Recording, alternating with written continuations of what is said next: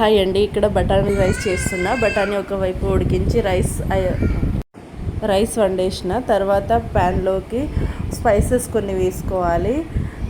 Spices వేసుకున్న తర్వాత onion, పచ్చిమిర్చి వేసుకొని ఫ్రై చేసుకోవాలి. తర్వాత కొంచెం జింజర్ గార్లిక్ పేస్ట్ అవన్నీ ఫ్రై అయిన తర్వాత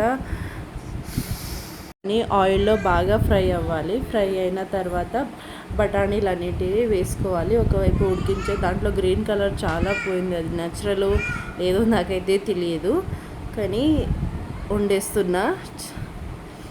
అవన్నీ వేసుకున్న తర్వాత మగ్గిన తర్వాత ఉప్పు సాల్ట్, క్యారెట్ కొన్ని ముక్కలు వేసుకున్న తర్వాత అవన్నీ మగ్గిన తర్వాత రైస్ వేసుకోవాలి. కొంచెం కొత్తిమీర చల్లుకోవాలి.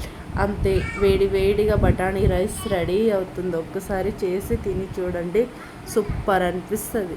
మీకే నచ్చుతుంది. చూడండి. Like, share, comment please.